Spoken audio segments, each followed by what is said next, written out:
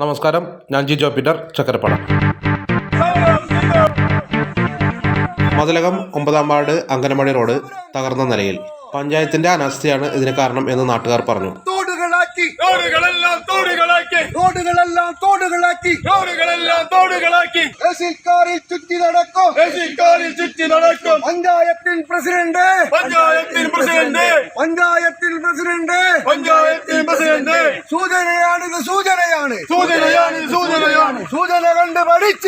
സൂചന കണ്ട് പഠിച്ചില്ലെങ്കിൽ സമരത്തിന്റെ മുറമാറും.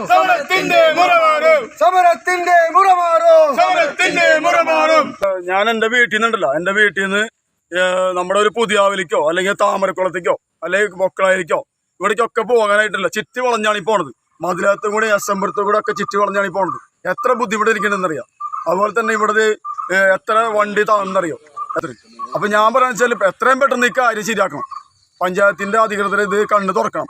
സ്കൂൾ വണ്ടി വരുന്നില്ല, കുട്ടികൾക്ക് പോകാനൊക്കെ ഭയങ്കര ബുദ്ധിമുട്ടാണ്. ഞങ്ങൾ എല്ലാവർക്കും നമസ്കാരം. ഇന്ന് നമ്മൾ ഈ ഒരു പദ്ധതി ആസൂത്രണം ചെയ്തത് നമ്മുടെ ഈ 9-ാം വാർഡിൽ അവരുടെ അനാസ്ഥ മൂലം, പഞ്ചായത്തിൻ്റെ അനാസ്ഥ മൂലം പൊതുജനങ്ങൾ, സാധാരണക്കാർ, സ്കൂളിൽ പോകുന്ന വിദ്യാർത്ഥികൾ, ഒരു ആംബുലൻസ് വന്നാൽ തന്നെ രൂക്ഷമായിട്ടുള്ള ഗതികേടിൽ വന്നിട്ടുള്ള ഈ ചുറ്റുപാടിൽ നമ്മൾ ഇതിന് ഒരു പ്രതിഷേധം രേഖപ്പെടുത്തുകയാണ് ഇപ്പോൾ. പക്ഷേ ഈ പ്രതിഷേധം മാത്രമല്ല ഉദ്ദേശിക്കണത്.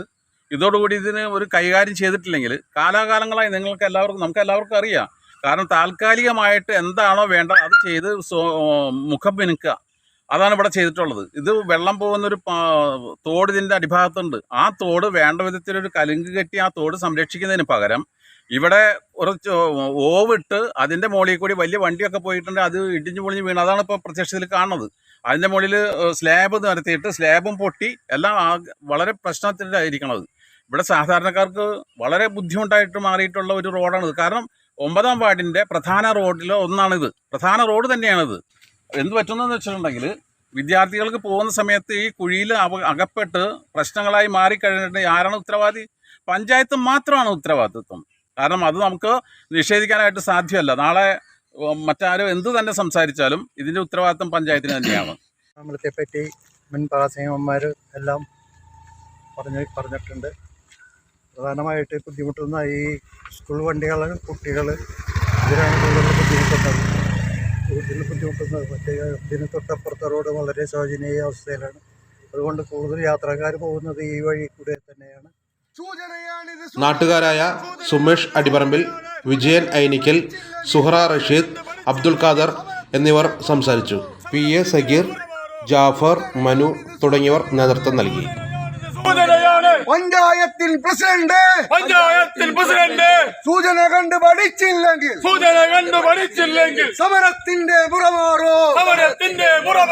പ്രതിഷേധ സമരം